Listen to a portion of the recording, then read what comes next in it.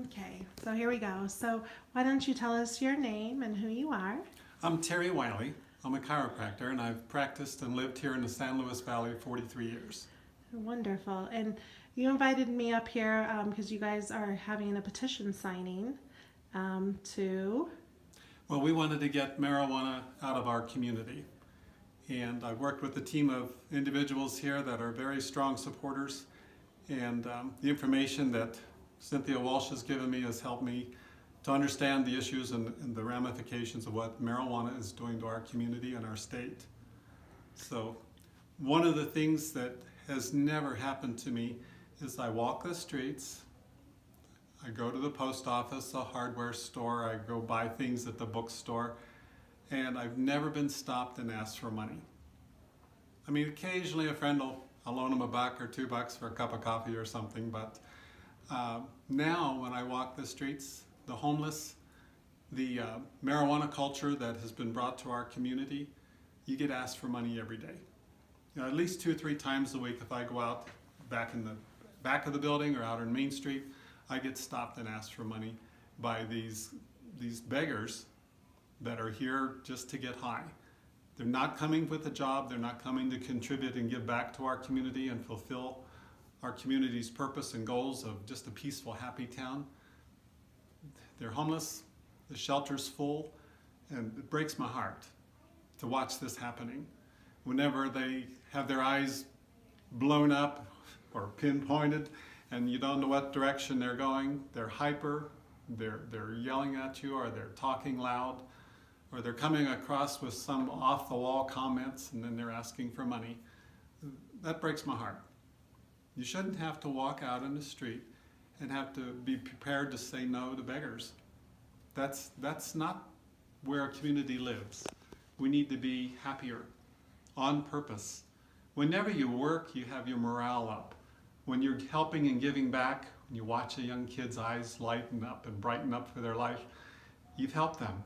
You know, whether you're in 4-H doing woodworking and helping them measure a 2x4 and make a proper cut, or helping them groom a calf or a chicken at 4-H poultry, that's what life is about. Run faster, kick the ball cleaner, make a proper cut in soccer. That's exciting. Helping the kid get off of drugs and teach them to eat food because their parents don't provide it at home. That's not what I call successful living. So I'm in. I want people off drugs. I'm a chiropractor. I like people to be at their full genetic expression in life.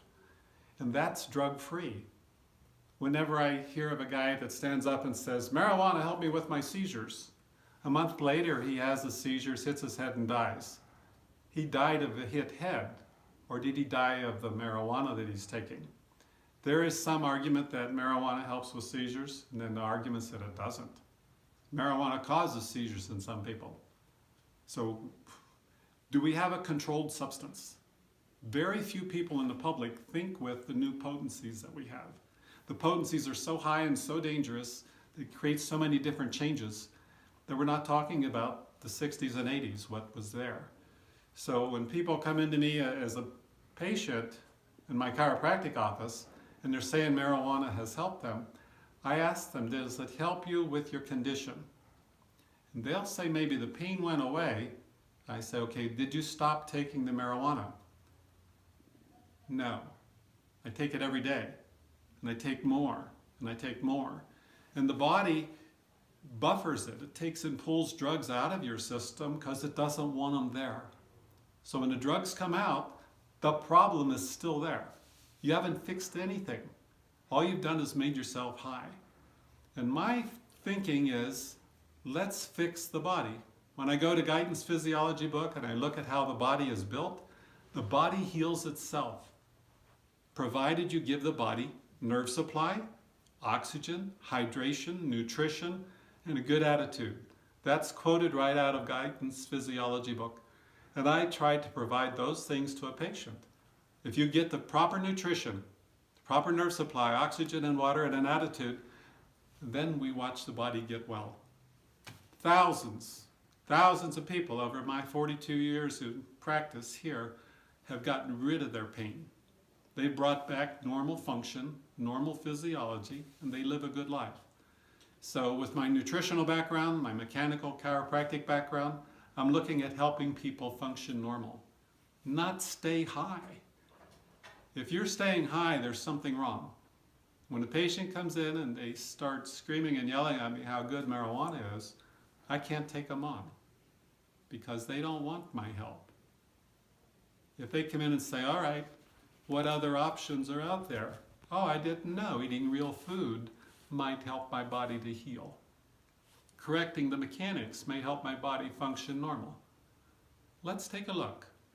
Let's examine you and see if you have those issues that fall into my camp of care that I provide, then I can help. But I'm not here to support a drug that's a known hallucinogen.